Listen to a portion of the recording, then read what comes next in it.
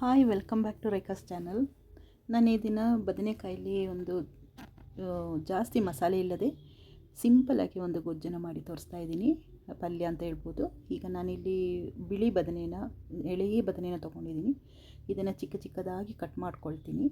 ತುಂಬ ಚಿಕ್ಕದಾಗಿ ಮಾಡ್ಕೊಳ್ಬೇಕು. ಕೆಲವರು ಉದ್ದ ಮಾಡ್ಕೊಳ್ತಾರೆ, ಆ ಥರನೂ ಆಗುತ್ತೆ. ನಾನಿಲ್ಲಿ ಚಿಕ್ಕದಾಗಿ ಮಾಡ್ಕೊಳ್ತಾ ಇದ್ದೀನಿ.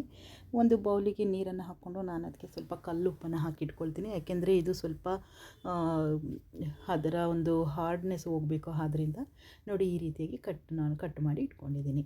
ಈಗ ನಾನಿಲ್ಲಿ ಒಂದು 5-6 ಎಸಳು ಬೆಳ್ಳುಳ್ಳಿನ ತೊಗೊಂಡಿದ್ದೀನಿ, 2 ಈರುಳ್ಳಿನ ತೊಗೊಂಡಿದ್ದೀನಿ. ಅದೇ ರೀತಿಯಾಗಿ ಒಂದು ಬಾಣಲೆನ ಇಟ್ಟು ನಾನು ಇದಕ್ಕೆ ಒಂದು 5-6-7 ಟೇಬಲ್ ಸ್ಪೂನಷ್ಟು ಎಣ್ಣೆನ ನಾನು ಹಾಕ್ಕೊಳ್ತೀನಿ. ಎಣ್ಣೆ ಕಾದ ನಂತರ ಅದಕ್ಕೆ ಸಾಸಿವೆನ ಹಾಕ್ಕೊಳ್ತಾ ಇದ್ದೀನಿ. ಸಾಸಿವೆ ಚಿಟಪಿಟ ಅಂದ ಕೂಡಲೇ ನಾನು ಕಟ್ ಮಾಡಿ ಇಟ್ಕೊಂಡಂಥ ಈರುಳ್ಳಿಯನ್ನು ನಾನು ಹಾಕ್ಕೊಂಡು ಇದಕ್ಕೆ ಸ್ವಲ್ಪ ಚೆನ್ನಾಗಿ ಫ್ರೈ ಮಾಡ್ಕೊಳ್ತೀನಿ. ಅದಕ್ಕೇ 1 ಗರಿಯಷ್ಟು ಕರಿಬೇವಿನ ಸೊಪ್ಪನ್ನು ಹಾಕ್ಕೊಳ್ತಾ ಇದ್ದೀನಿ. ಈಗ ಇದು ಚೆನ್ನಾಗಿ ಫ್ರೈ ಆಗಬೇಕು.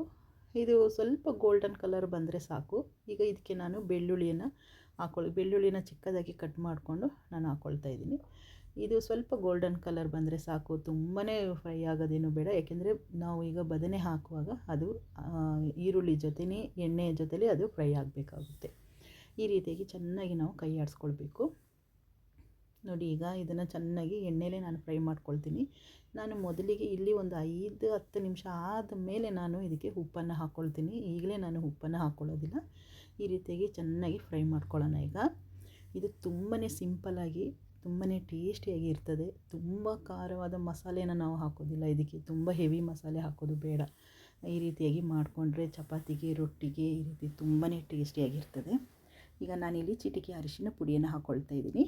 ಹಾಕ್ಕೊಂಡು ಇನ್ನೊಂದು ಸಲ ಅದನ್ನು ಕೈ ಆಡಿಸ್ಕೊಳ್ತೀನಿ. ಈಗ ಇಲ್ಲಿ 1 ಟೇಬಲ್ ಸ್ಪೂನಷ್ಟು ಅಚ್ಚ ಖಾರದ ಪುಡಿಯನ್ನು ಹಾಕ್ಕೊಳ್ತಾ ಇದ್ದೀನಿ. ಇಲ್ಲಿ ನಾನು ಬ್ಯಾಡಗಿ ಮೆಣಸಿನ ಪುಡಿಯನ್ನು ಹಾಕ್ಕೊಳ್ಬೋದು. ನಾನಿಲ್ಲಿ ಮಾಮೂಲಿ ಗುಂಟೂರು ಮೆಣಸಿನ ಪುಡಿಯನ್ನು ನಾನು 1 ಸ್ಪೂನಷ್ಟು ಹಾಕ್ಕೊಳ್ತಾ ಇದ್ದೀನಿ. ನಿಮಗೆ ಖಾರ ಎಷ್ಟರ ಮಟ್ಟಿಗೆ ಬೇಕೋ ಅಷ್ಟು ನೋಡಿಕೊಂಡು ಹಾಕ್ಕೊಳ್ಬೋದು. ನೋಡಿ, ಈ ರೀತಿ ಚೆನ್ನಾಗಿ ಕೈ ಆಡಿಸ್ಕೊಳ್ಬೇಕು. ಅದು ಮೆತ್ತಗೆ ಆಗುತ್ತೆ. ಈಗ ನಾನು ಉಪ್ಪನ್ನು ಹಾಕ್ಕೊಳ್ತಾ ಇದ್ದೀನಿ. ಒಂದು 1/4 ಟೀ ಸ್ಪೂನಷ್ಟು ಉಪ್ಪನ್ನು ಹಾಕ್ಕೊಳ್ತಾ ಇದ್ದೀನಿ.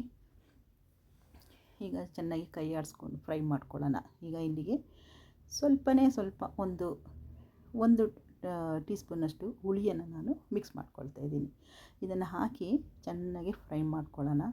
ಈಗಾಗಲೇ ಅದು ಮೆತ್ತಗೆ ಆಗಿದೆ. ಇದಕ್ಕೆ ನಾನು ನೀರನ್ನು ಆ್ಯಡ್ ಮಾಡಿಲ್ಲ. ನಂತರ ನಾನು ಸ್ವಲ್ಪ ಒಂದು 1/4 ಕಪ್ಪಿಗಿಂತಲೂ ಕಮ್ಮಿ ನೀರನ್ನು ನಾನು ಹಾಕ್ಕೊಳ್ತೀನಿ. ನೋಡಿ, ಇಷ್ಟೇ ನಾನು ಹಾಕ್ಕೊಳ್ಳೋದು. ಈಗ ಅದನ್ನು ಒಮ್ಮೆ ಚೆನ್ನಾಗಿ ತಿರುಗಿಸಿ ಒಂದು ಲಿಡ್ಡಿನ ಸಹಾಯದಿಂದ ನಾನು ಅದನ್ನು ಮುಚ್ಚಿ ಇಡ್ತೀನಿ. ಅದು ಒಂದು 5-10 ನಿಮಿಷ ಆ ಲೋ ಫ್ಲೇಮ್ನಲ್ಲೇ ಬೇಯಬೇಕಾಗುತ್ತೆ. ನೋಡಿ, ಈಗ ಈ ರೀತಿ ಆಗಿದೆ. ತುಂಬ ಮೆತ್ತಗಾಗಿ ಚೆನ್ನಾಗಾಗಿದೆ. ಇದು ರೊಟ್ಟಿಗೆ, ಬಿಸಿ ಬಿಸಿ ಅನ್ನಕ್ಕೂ ಕೂಡ ಚೆನ್ನಾಗಿರ್ತದೆ. ಯಾವುದೇ ರೀತಿ ರೊಟ್ಟಿ, ಈ ಚಪಾತಿ ಇದಕ್ಕೆಲ್ಲ ತುಂಬಾ ಟೇಸ್ಟಾಗಿರ್ತದೆ. ನಿಮಗೆ ಈ ವಿಡಿಯೋ ಇಷ್ಟ ಆದಲ್ಲಿ ಲೈಕ್ ಮಾಡಿ, ಶೇರ್ ಮಾಡಿ, ಸಬ್ಸ್ಕ್ರೈಬ್ ಮಾಡಿ ಹಾಗೂ ನಿಮ್ಮ ಅನಿಸಿಕೆಗಳನ್ನ ಕಮೆಂಟ್ ಮೂಲಕ ತಿಳಿಸಿ.